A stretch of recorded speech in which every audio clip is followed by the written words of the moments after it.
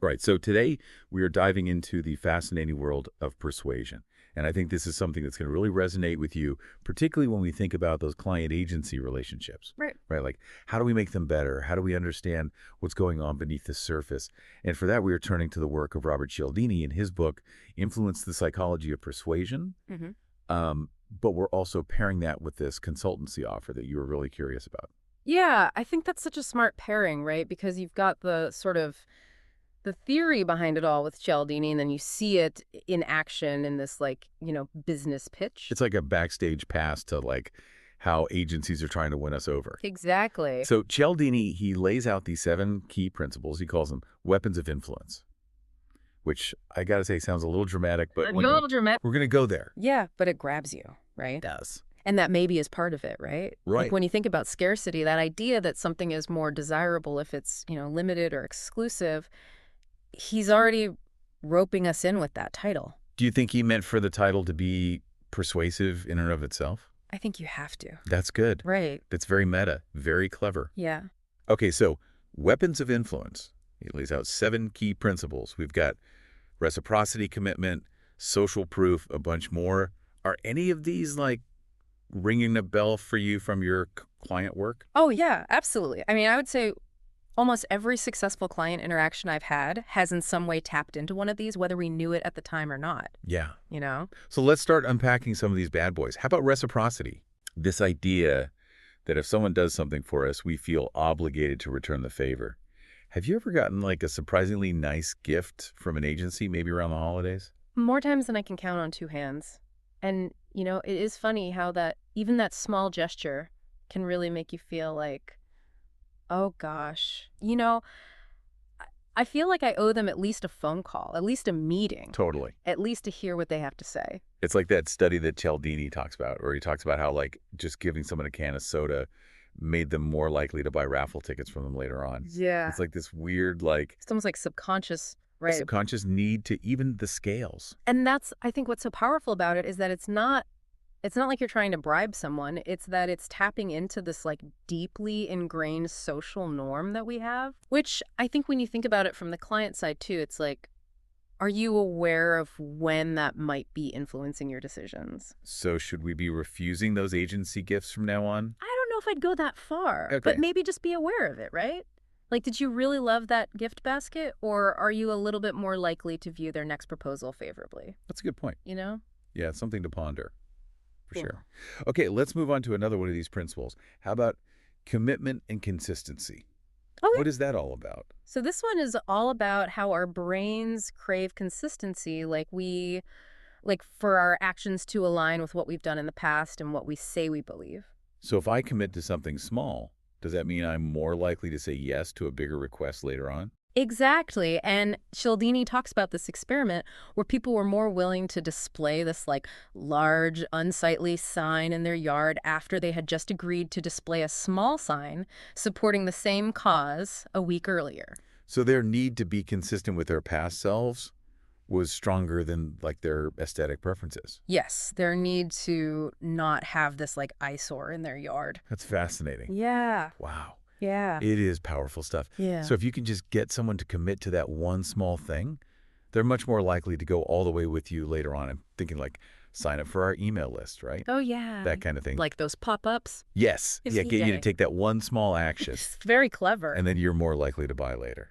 Sneaky, but brilliant, but also like not in a manipulative way. Yeah. It's just like psychology, Yeah. Understanding psychology. Yeah. And actually, speaking of which, this brings us very nicely to that consultancy offer that you were curious about, Okay. because I was going through it and I couldn't help but notice that they seem to be putting a few of Cialdini's principles to work themselves. Oh, yeah, for sure. Like, it's like a case study in persuasive marketing. Absolutely. So, for example, right out of the gate, they lead with their 25 years of experience in advertising.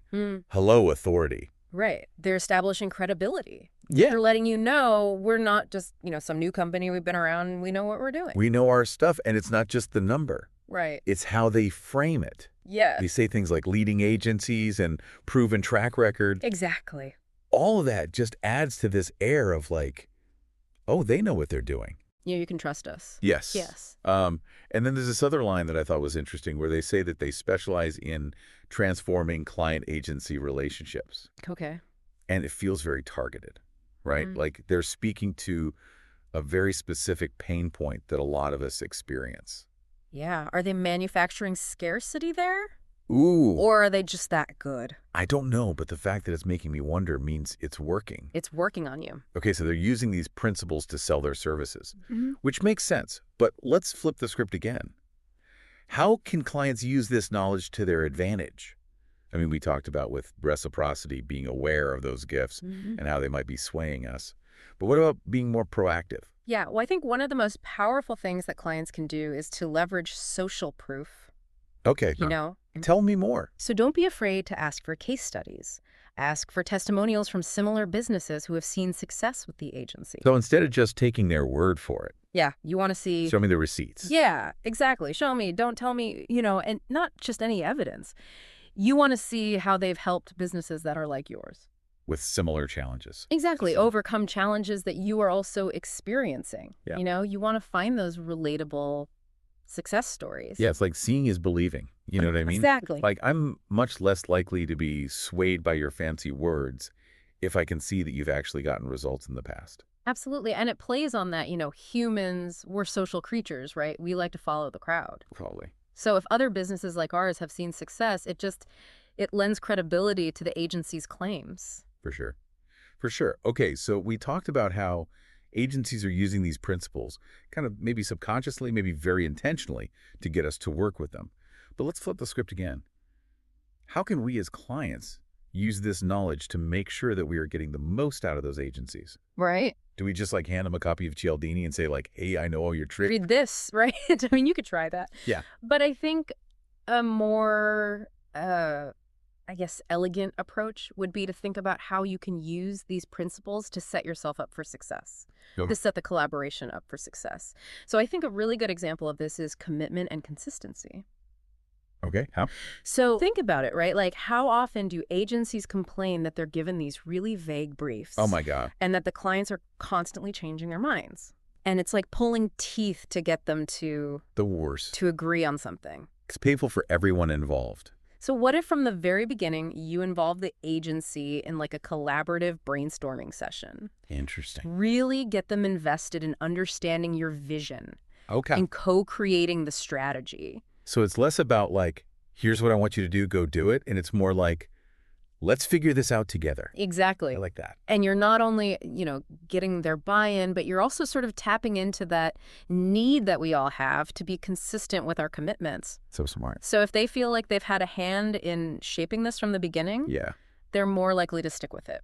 That's brilliant. And you know what? I'm realizing like, this isn't even just about client-agency relationships, is it? Yeah. This is about like all of our interactions. This is life. This is how we move through the world. Yeah. Cialdini's principles are really giving us this like a window into the human psyche, how we make decisions, what influences us. It's like we've unlocked a secret code. I know. And that knowledge is just so valuable, not even just in a business sense, but just like as you're going about your life. You're a better negotiator. Yeah. You're a better communicator. Yeah. You understand your friends better. You understand your partner better. Exactly. Wow, this has been amazing. Thank you so much. Yeah. This was fun. It's really, I feel like we've gone from like dissecting marketing materials to like unlocking the secrets of human psychology. Yeah. It's all connected. It is all connected and it's all fascinating. And I think, the main takeaway for me and hopefully for everyone listening is that like this stuff is at play, whether we're aware of it or not. All the time. It's like influencing our choices every single day. So the more that we know about it, the more that we can kind of make it work for us, right? Absolutely. Build stronger relationships, get better results. It's a beautiful thing. Love it. So to our listeners out there, we hope that this has given you a lot to think about. Remember, those principles are all around you. Keep an eye out for them. See if you can spot them in the wild. Maybe even use a few yourselves. Until next time, keep exploring, keep questioning, and keep on diving deep.